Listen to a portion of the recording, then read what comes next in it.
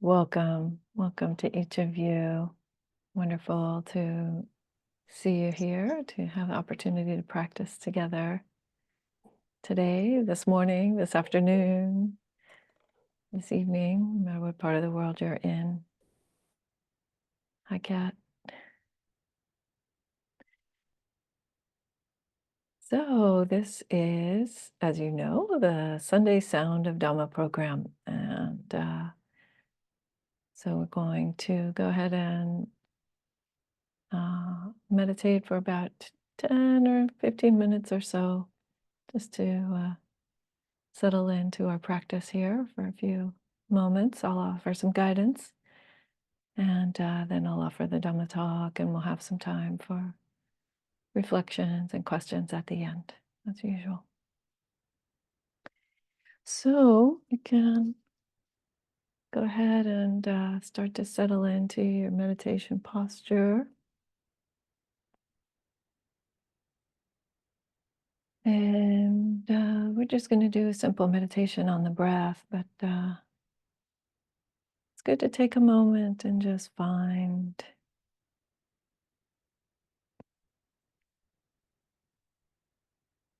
a place of balance, place of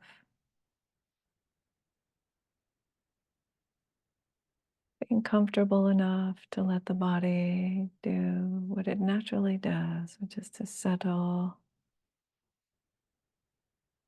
on your seat.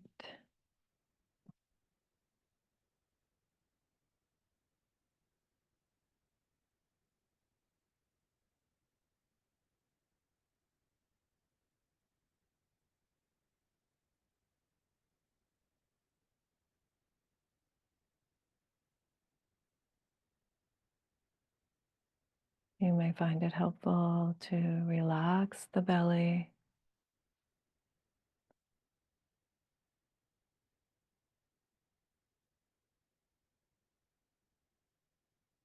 and just be aware of the weight of the body.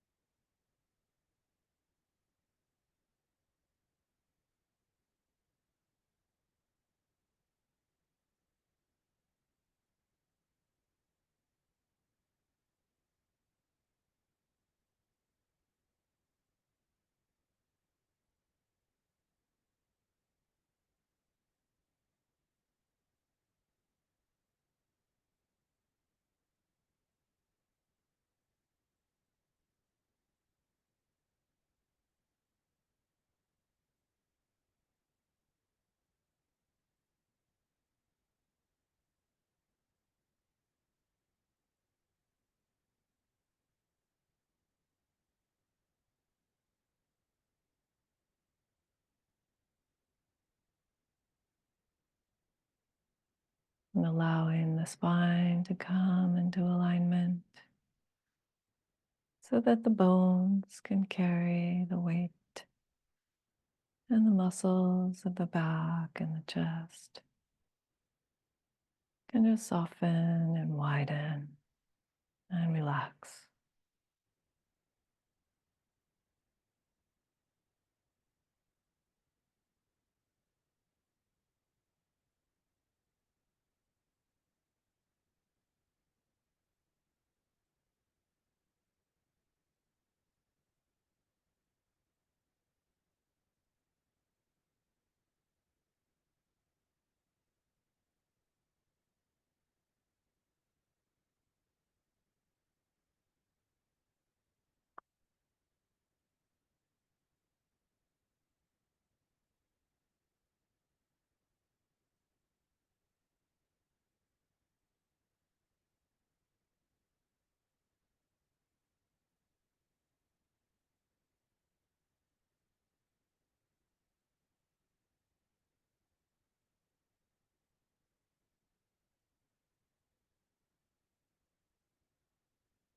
And perhaps the awareness of the breath, breathing the body starts to come forward.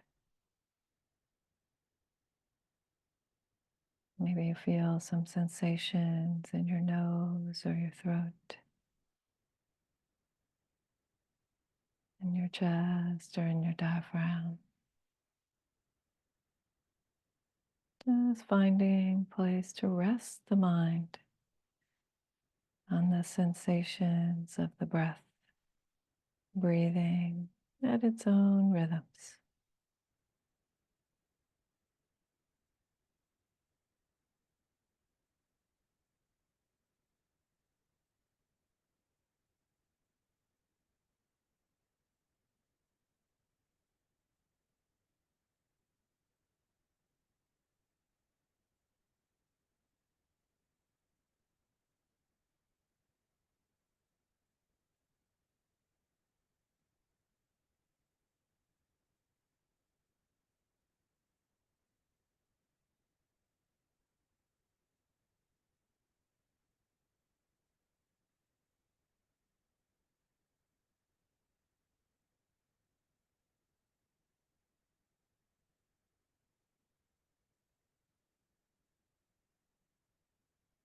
And thoughts are also present.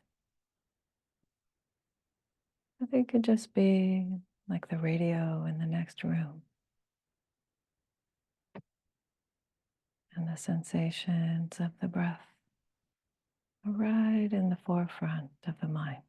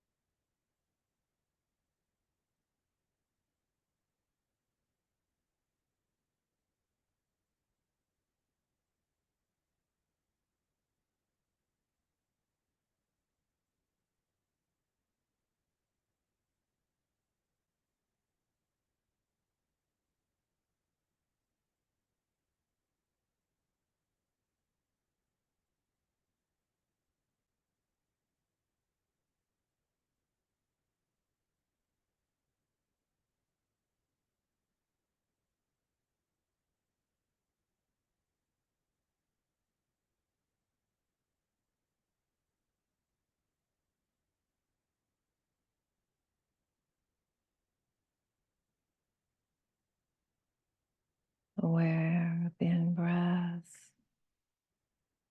and aware of the out-breaths, and aware of the pauses in between the breaths.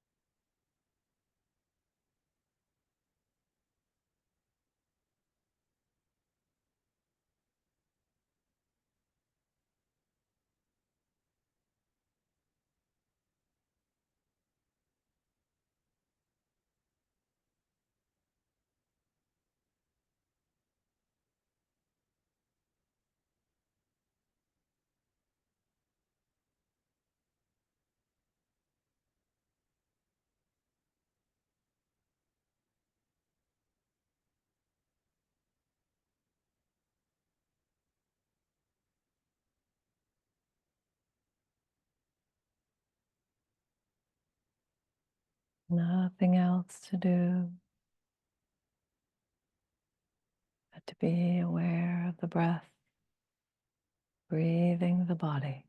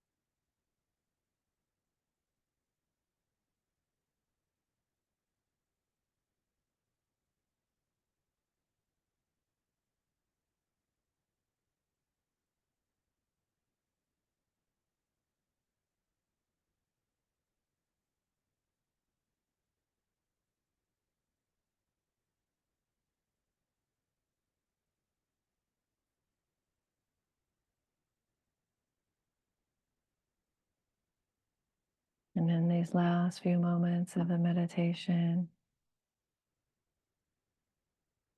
just having a look at the quality of the mind. No need to make any judgments, just observing the quality of the mind in this moment.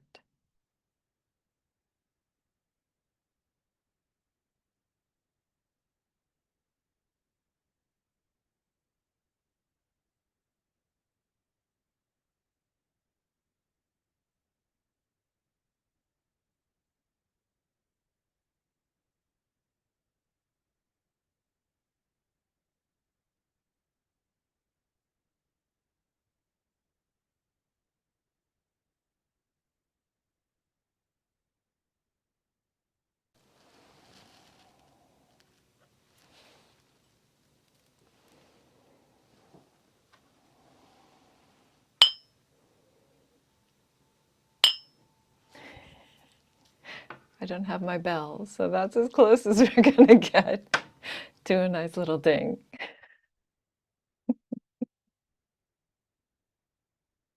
All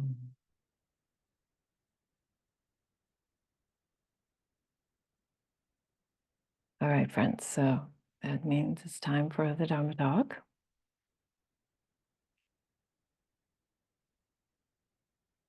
Mhm.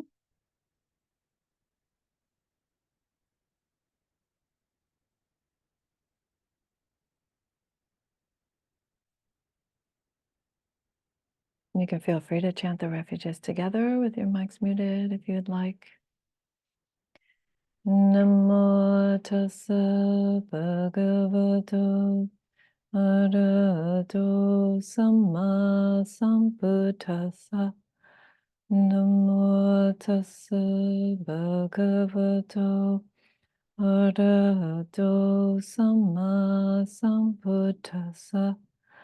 Namo tassa bhagavato arahato samma sambuddhassa. Buddhang dhammang sanghang namasami.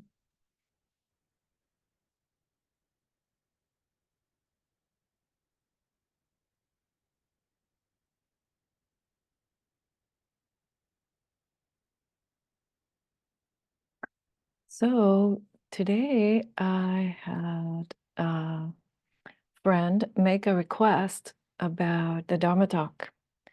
So maybe you didn't know, but you too could make a request. If you have some topic that you would like to hear about or something that would help your practice. But I had a friend who asked today about giving a talk about the hindrances as a topic that I don't often talk about, but one that is very important to understand, particularly in terms of meditative practice, but I think also in terms of how we relate to our states of mind, how we understand various states of mind that are arising. So I'm going to go ahead and talk about the 5 hindrances today. So the Pali word for them is nivarana, the hindrances. And right away, so this word means a hindrance or something that is an obstacle, something that is in the way. And so it's a very, we should ask ourselves, is there anything that's in the way of enlightenment? Is there really anything that's in the way?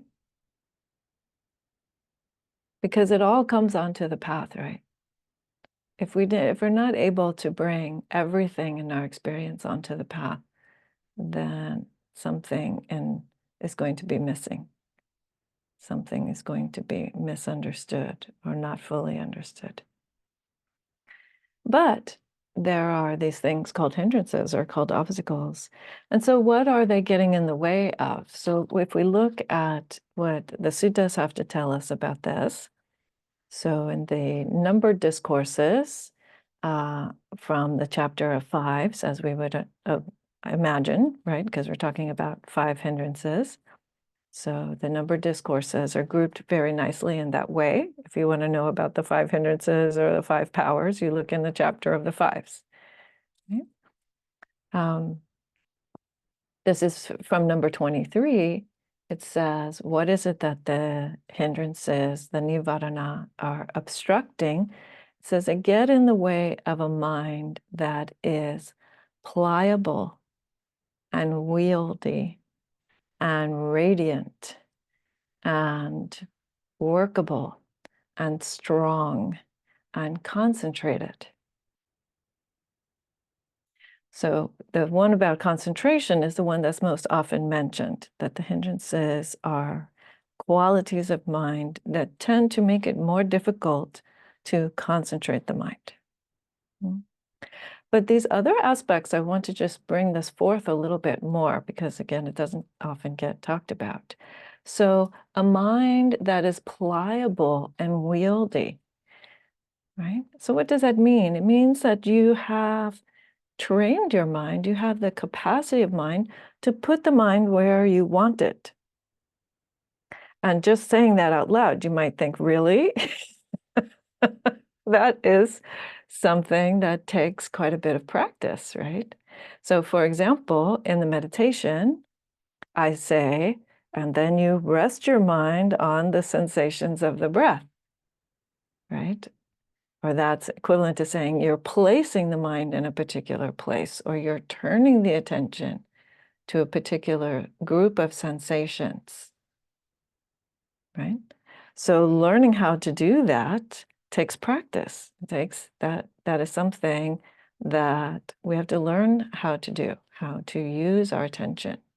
And that's going to be a very key aspect as we go through what the Buddha's teachings were about the hindrances and how they arise and how to work with them to bring up other qualities or to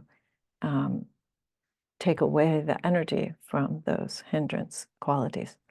So there's this pliability, this wieldiness of the mind, the ability to work with the mind, a mind that is radiant, that is bright, that doesn't feel kind of cloudy and dull and heavy, right? That there's a bit of more clarity of the mind. So we'll see a little bit more about that. And a mind that is strong, that is not fragile. The opposite is also mentioned in that sutta, a mind that is fragile, or that is, Bhante Sujata likes to translate it as brittle, something that's easily breakable, something that's easily agitated or set off kilter, set off balance, right? So all of these ways that we are cultivating the qualities of the mind that make it helpful to see clearly the things that we need to see to be able to observe our experience with clarity and with intention. Okay? That's basically what's being described here.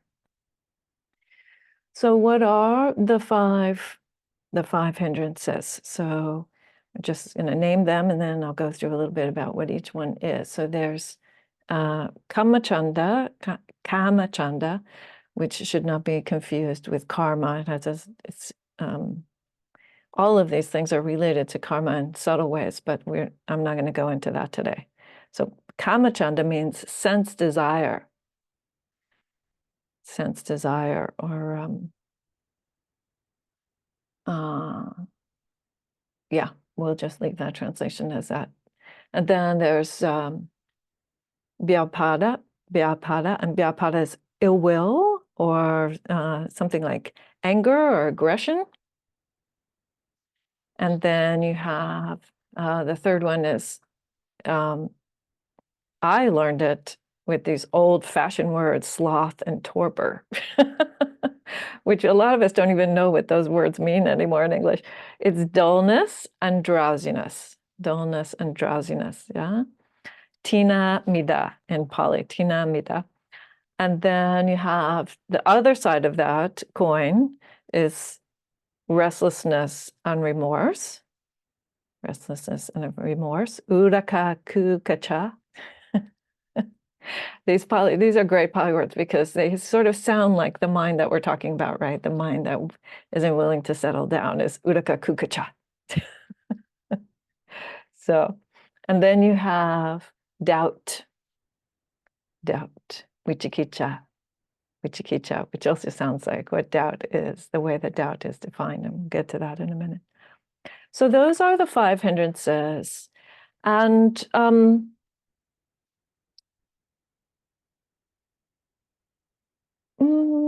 I think that the key to working with the hindrances is identifying them. It's just even knowing what it is that you're looking at, right? To actually be able to put together that this kind of thought represents this kind of a hindrance, yeah? Because otherwise it's just a constant stream of stuff and you're not really understanding sort of the qualities that are passing through, but also what to do about it, if there's anything that can be done about it, that needs to be done about it. And one thing I also want to say before I get to how to work with the different states is that there was a young man who was commenting on YouTube about being fed up with Buddhism. And he said, it's just all about changing your thoughts, like substitution. You just decide that you want to think a different thing. And actually, it's a very interesting criticism because you do sometimes hear people talk about it that way. People talk about Buddhist practice that way. Like if this thing is coming up, then you just think the opposite. But if you think about it, it's actually sometimes you can do that. But generally speaking, that is usually a sign of aversion. That's usually a sign of denial, of not wanting to deal with whatever the thing is, right? Like, here's this feeling, and now I'm just immediately going to switch to something else, to the opposite of it, right? So that sounds very reactionary if you think about it, rather than actually starting from a point of acceptance and understanding of what is this thing that's here, right? What is this thing and what does it mean? And that also brings up the quality of identification, right? So one of the very, very most basic fundamental teachings of the hindrances, even before we understand what the five qualities are, is to say, these are simply thoughts. They are simply qualities of mind. that occur on the basis of the presence of certain conditions or the absence of certain conditions, and we can just understand them that way. It's a quality. It doesn't define you. It's not etched in stone. It doesn't mean that that is who you are forever. It's a quality of mind, even if it's one that comes quite often for you. Yeah. And most of us do have one or two of the hindrances that tend to predominate, right? We have mental habits of one or two different kinds of the go-to feelings, if you will. Yeah. All right, so we start out with sense desire. And so I'm going to say there is a very, very good sutta if you want to study the hindrances, a little bit about what the hindrances are and what are the things that increase the hindrances and what are the things that decrease the hindrances. And alongside of those, actually, it's a little bit of a longer sutta. What are the things that increase the factors of awakening or decrease the factors of awakening, all wrapped up together in one nice, very juicy, long sutta, which is numbered discourse, the numbered discourse from chapter 46, number 51. So I will say that there's a whole chapter on the hindrances, and it's not chapter 46, actually. It's a different chapter. So you could also just look at the chapter on the hindrances in the connected discourses, Samyutta Nikaya. But so sense desire, according to the Buddha, arises because of giving frequent and unwise attention to things that are attractive. And it might be things that are visually attractive, it might be things that are tasty, it might be things that are pleasant to hear, and so on, right? Different sorts of things that we might be attracted to. But it's this giving frequent and unwise attention to those things. That's the problematic part, right? It's not problematic that they are pleasant. That thing in and of itself is not a problem. It is the way that we tend to let ourselves, perhaps, be driven by the fact that they are attractive. And to think that somehow getting that thing will solve our problem, right? Getting that fabulous Ferrari or that, ticket to the right concert or that, perfectly attractive partner or whatever thing it is, right, is going to make my suffering go away. And we don't usually tell it to ourselves that bluntly. It's usually a much more complicated explanation of why we might be driven by such a thing. Or food, or alcohol, or other kinds of drugs, right? All kinds of different, pleasant or attractive feelings that we might be driven by, we might be pulled along by. So this unwise attention is looking at these things as things that either define us, that we're identified with, that are the drivers of our life, the things that really motivate us.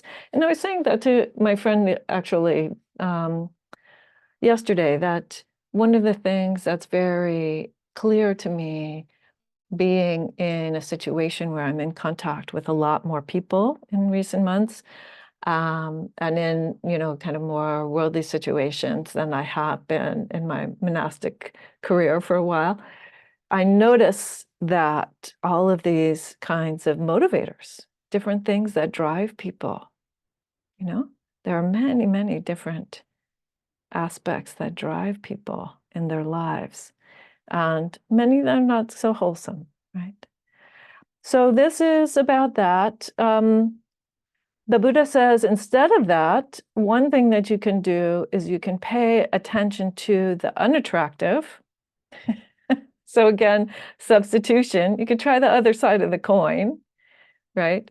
So the example of this in the suttas is very, very funny, because it's like the men were attracted to women and they were trying to be celibate. So then they would think about the woman as a corpse, or they would think about like the internal organs of the woman.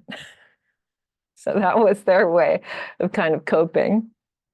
Yeah, it's not, well, I would say it this way. It's not a particular technique that works for me.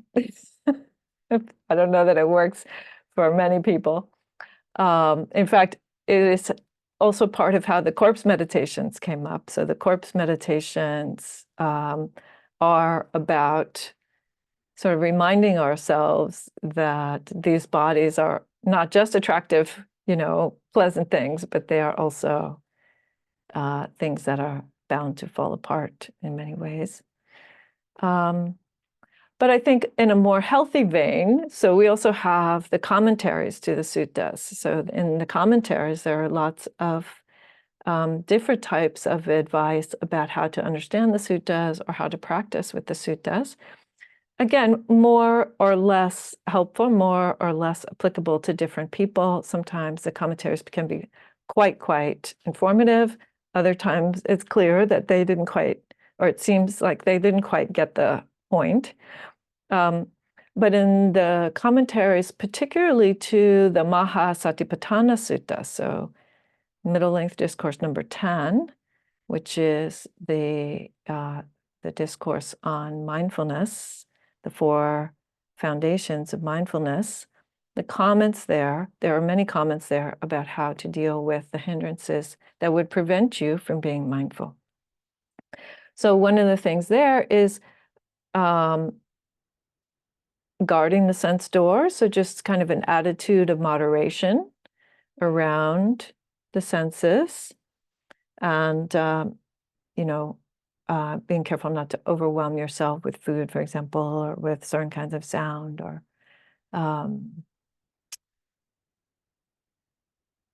a common one that happens on the cushion is people could go into long periods of time around sexual fantasies. This is, a very, very classical kind of example of the sense gates. Or you just are sitting there the whole time wondering what's for lunch. That's also sense desire, right? That's a very, very kind of simple getting caught up in the sense desire. So moderation in eating is also one of the things that is said to be a help for sense desire. And noble friendship, so having friends who will remind you about your intention to, not get so caught up, not get so driven by sense pleasures, or suitable conversation. Just knowing. For example, sometimes people could talk for hours about what kind of food they like, or what kind of food they had on vacation, or what kind of food they're going to make, or what kind of new recipe book. And all of that's fine, but if your intention is to not be driven by your sense desires, then maybe food isn't the most important thing in your life, right? Maybe there are other things you want to talk about. So that's where the commentaries would go with that. And there are always these metaphors. So there are these metaphors about what kind of mind, and I've already used up way too much time on that. So I'm not going to give you all the metaphors and detail of these things. So we'll go on next to the ill will or aggression, vyapada. And so this is the other side of the coin. So frequently giving poor attention to things that create aversion.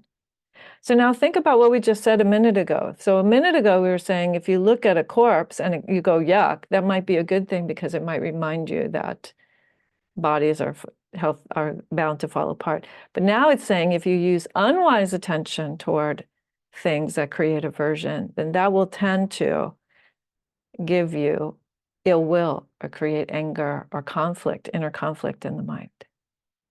Yeah. So again, not getting obsessed. It's talking about a sense of moderation toward things that are unpleasant, things that create aversion, right? One of the key responses to this, according to the suttas, is metta, loving kindness meditation, right? Being able to find that sense of goodwill toward all beings,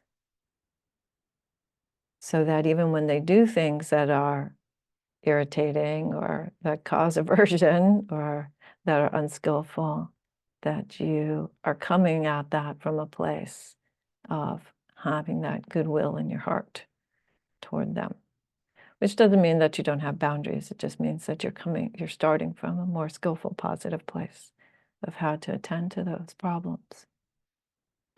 And the other thing is that the Buddha says is very important about ill will or anger or aggression is to remind yourself about the fact that you are the owner of your actions, the results of your actions.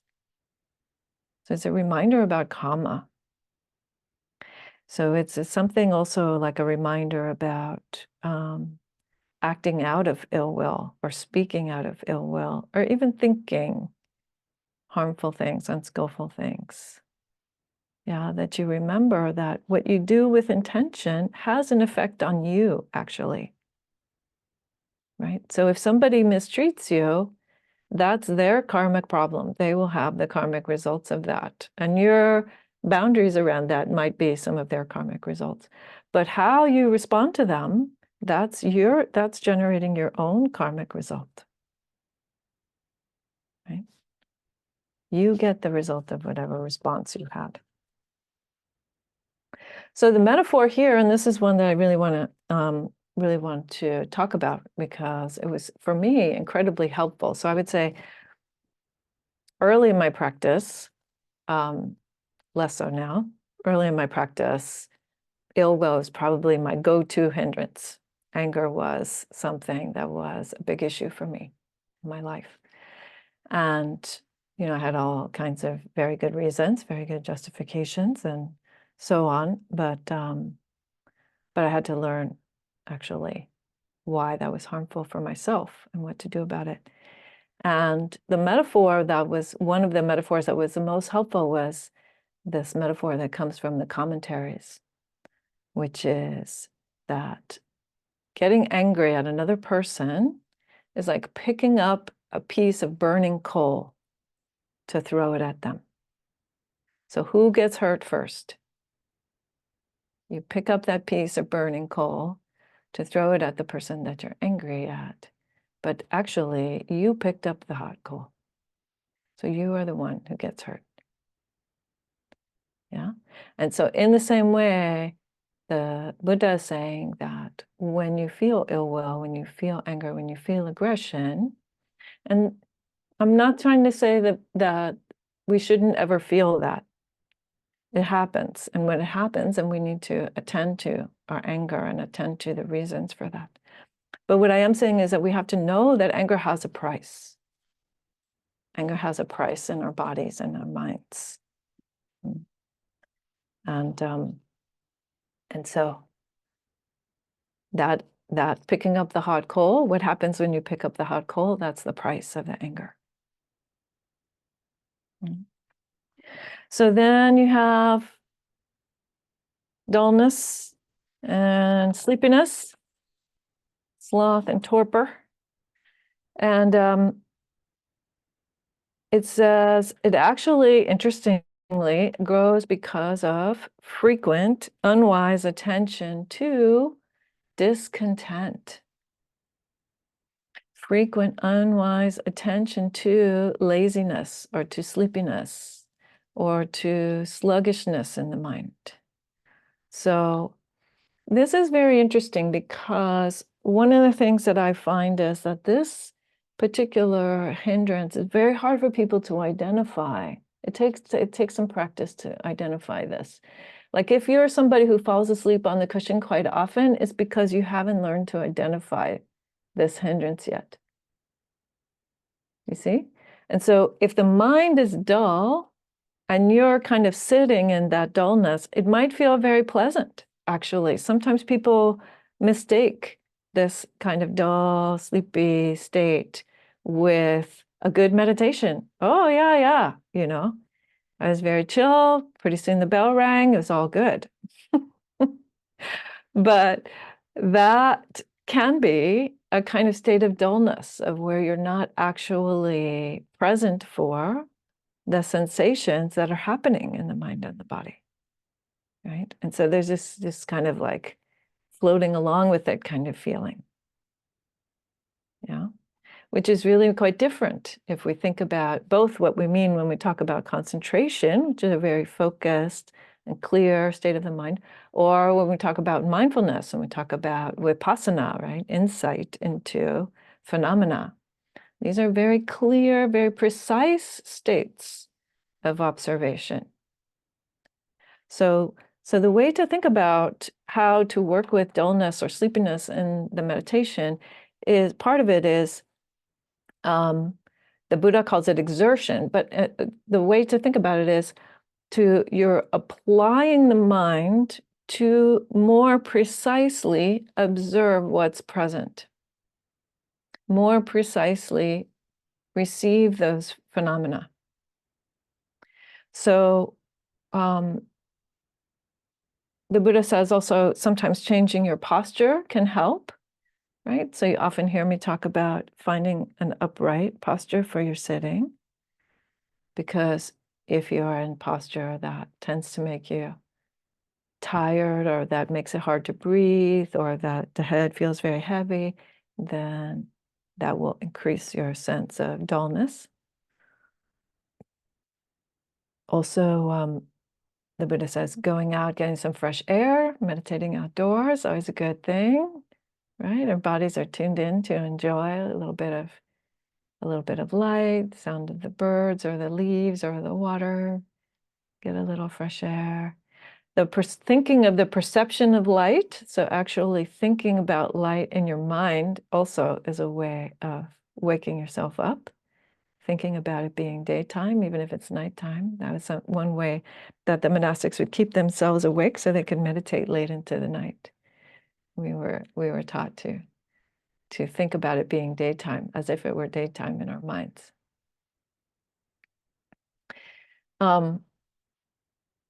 And then also empathetic joy.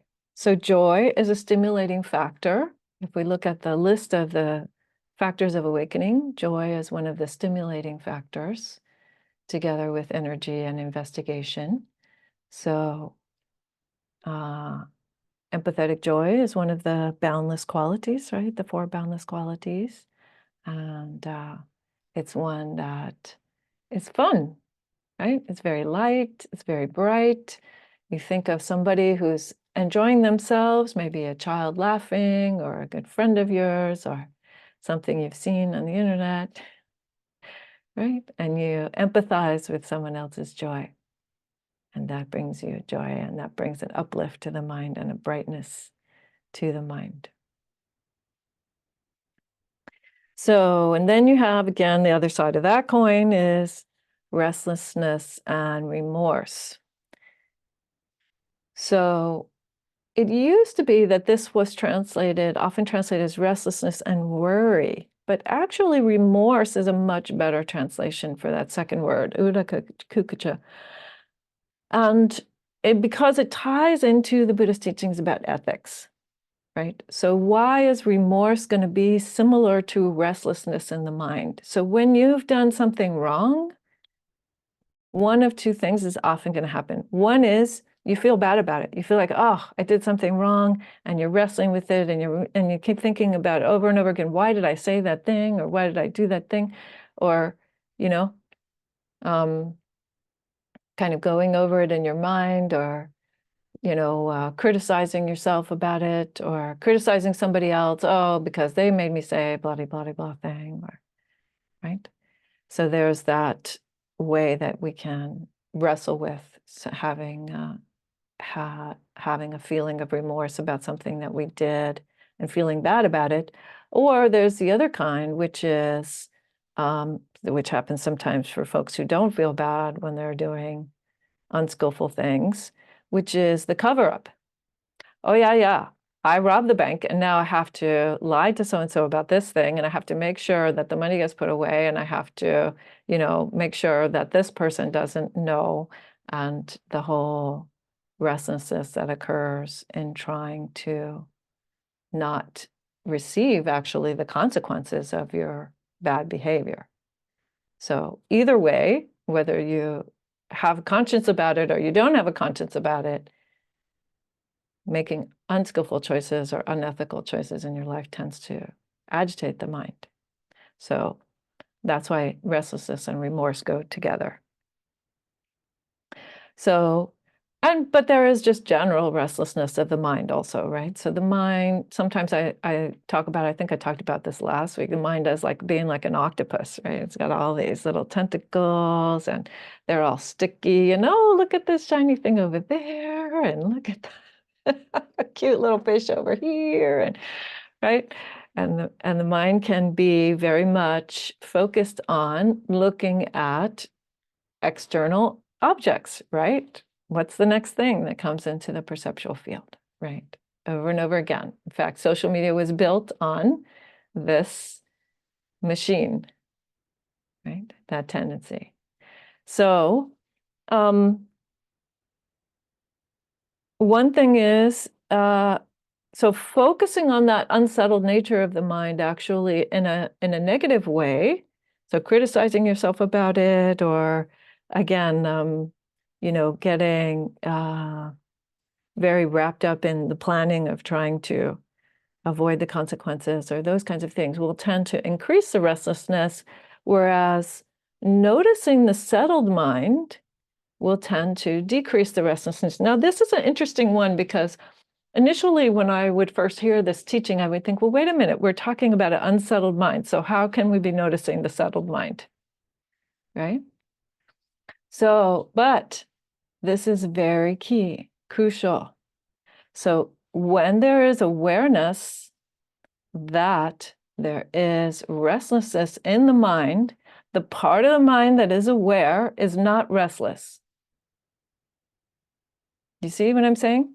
There is a part of the mental activity which is restless, but the part that is observing that is not restless. It can be steady. It can be watching that. Oh, yes, I'm watching. Right?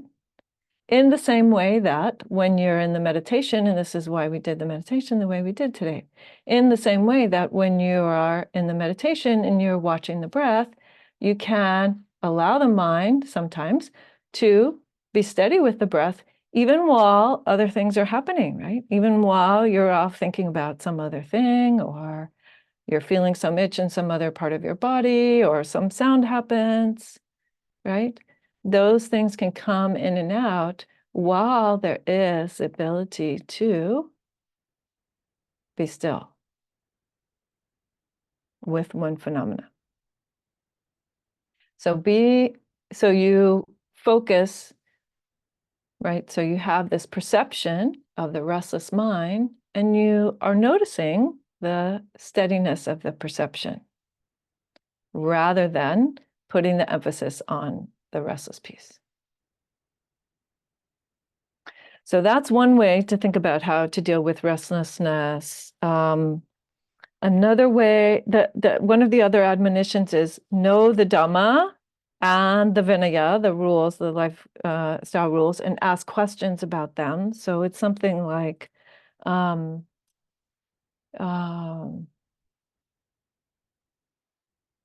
we'll talk about doubt in a second. But something like know how to use your tools, right? Know what kind of meditation method you're trying to do. Is this one that's suitable for you? If it's not, or if you're not sure, then you ask questions. How would I work with this? Or why is it that this particular one might be helpful? So this is a good way of saying, rely on your teachers, on your good Dhamma friends who know about those things. It also says associating with calm people. That's always helpful, right? We can come and help each other by being calm. And of course, making good ethical choices, that also helps. And then finally, doubt. So I'm aware that I'm using up my time here, but or using up the question and answer time, but we'll do this last one. So doubt is doubt, the way to understand doubt. So I want to distinguish between two different kinds of doubt. One kind of doubt is actually very healthy in the Dhamma. And this is a doubt about, like, is the thing really the way I think it is? Is this experience that I'm having in my body and mind, is it really that? So that kind of doubt is very helpful, right? Because it's a way of opening ourselves to a lived experience and having that land in a different way, having our experience transformed by saying, oh, yeah, right. Like one of the very first times that I went to meditation instruction, and the young lady said, so, you're going to be aware of your breath, and there are these pauses in between the in-breath and the out-breath. And I said, there are? Really? Because I hadn't noticed up until that point. Literally, I had not noticed. Right? So there's one kind of doubt which is helpful, which is kind of like a curiosity. Like, oh yeah, okay, let's just check in, that the Dhamma is all about understanding the true nature of what we're experiencing. So we want to be checking in. Is it really? Right? Am I really being truthful about what I'm experiencing here? But the kind of doubt which is a hindrance, the kind of doubt which prevents the mind from being able to settle and be clear and be able to observe what's actually true, is unwise attention to things, the Buddha says. He doesn't tell us which things. And why is that? Because there are many things, many, many things that could cause us a kind of unwise doubt. So unwise doubt, or doubt as a hindrance, means that you're not able to land, that there's this constant state of like uneasiness about, I'm not sure, like oftentimes the way this comes out is, I don't know if I'm doing it right. Right? If you have this constant question of, I don't know if I'm doing it right, it's like, oh, really? Well,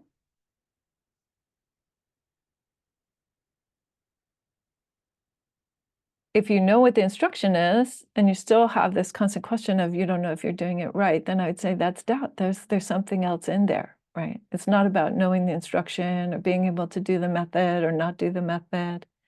There's another issue there. So doubt looks like not being able to land, or like constantly having this feeling of not even being willing to say, I'm on the path, I'm in a process here. So that kind of doubt is, it's actually very interesting, because the Buddha doesn't say that we should resolve our doubt with faith. That's actually not the recommendation. Faith is a completely different matter in Buddhism that doesn't actually relate to doubt. Doubt, what does relate to doubt, actually, or the instruction that we're given about how to deal with doubt as a hindrance, is to know the skillful and the unskillful, the wholesome and the unwholesome. And he says, quote unquote, other dark and bright states. So there's a subtle reference to karma here, and I'm not going to go into that too much, but I do want to say what he's saying is, and what the commentaries actually explicitly say is, investigation is the answer to doubt. Investigation is the proper response to doubt. If you're not sure that you're doing it right, or if you're not sure that you're on the path, or if you're not sure that the path would actually work for you, that's another way that I sometimes hear it. Oh, yeah. It might have worked for the Buddha, or it might have worked for Dogen, or it might have worked for the person down the street, but for me, it's not going to work. Right? What you want to do is, again, you want to look more closely at your experience and see if the Dhamma is actually describing something that relates to your experience. Is it actually like that, or is it not? So investigation is what we are usually told to look at when doubt is an issue. Look at what's happening and then see, does this actually sound at all like the framework? Does this actually sound at all like it works the way that we're saying it works? And naturally, it's very related to the restlessness. So the same remedies that are given for restlessness are the ones that are also given as recommendations or responses to doubt. And then there is, of course, the commentaries had to add in, despite the fact that the Buddha didn't actually say it that way, the commentaries do add in faith in the Buddha and the Dhamma and the Sangha, meaning belief in something that you haven't yet experienced. So you could take that for what it is. You know, again, as I said earlier, I think that faith is another matter, and that relying on faith to resolve our doubt is like a band-aid. It's not really an ultimate solution. If we have doubt in the path, or we have doubt in the efficacy of the path, or we've had doubt in our own personal capacity to walk the path, we can't just wish that away by saying we have faith. We actually have to find our footing in our own experience. And so now my time is done, and there was a story I was going to tell you, but here we go. It's 5 hindrances, and you got to go through all of them. So that is the teaching on that. And so I think I am going to go just 1 minute over, because I am going to tell you, thank you, Heather. I am going to tell you the one quick story that I wanted to say, which is it has to do a little bit with doubt, actually, but it is more of a question of the hindrance of aversion or the hindrance of aggression. And that is, I was practicing at the monastery in Japan, and we were doing the winter alms collection rounds, winter begging rounds, and we would go outside in these snowstorms in our sandals and our cotton socks and no gloves, and go out and collect donations from people, like 100 yen coins, which is slightly less than $1 at that point, $1. And we were out there. You're supposed to do, there's 28 days in a row that we do it in the winter for a particular reason. And we were out there on like day 17 or something. And we got about, maybe 10 minutes, 15 minutes into what is about a 3-hour walk. And I thought to myself, there's no way. I just can't. I'm not going to do it. I'm going to turn around and I'm going to go home, and I'll just deal with, walk back, and I would just deal with whatever the consequences are, because I just can't do it. And I had this very, very, very strong sense of resistance. But then what happened next was that I thought to myself, well, what's happening right now? Like, why is this moment so much more unbearable than the last moment before it? Or the moment 10 minutes before it? Or the moment yesterday when we got in about 15 minutes into the walk? Right? And I didn't go through, a kind of complicated thought process, but I stopped and I spent some time just acknowledging what was that moment of that next step of this, okay, and then here, and then here, and then here, and then here. And eventually I thought, oh, right. It's not that unbearable. It's not, it doesn't have to crush me. That whatever that is, it doesn't have to bring an end to it. I could totally make the choice to stop. But in some way, I realized that I could step into my life in a different way. Right then, I could step into my life no matter how unpleasant it was, I could just step right in and not set myself against this thing that I was already doing. And that was such a relief. It was such a relief that when we got to the point about an hour later that we were stopping for the tea break, and I sat down at the tea break, and I wasn't even eating my little cracker or anything. And usually I would be like chomping down crackers just to like deal with the whole unpleasantness of everything. And I was sitting there, and I wasn't even eating my little cracker or drinking my tea so much. And the Roshi Harada Roshi, my teacher, my ordination master, was sitting across from me, and he was watching. And I finally just picked up my cup of tea, and I took a sip, and he looked over at me, and he kind of nodded his head like, mm-hmm. Like he saw that I had set something down that day. So think about that.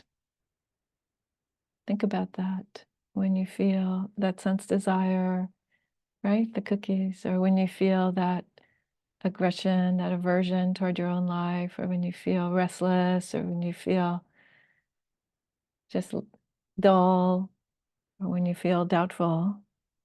Just think about, how do you step into your life in that next moment, in this moment?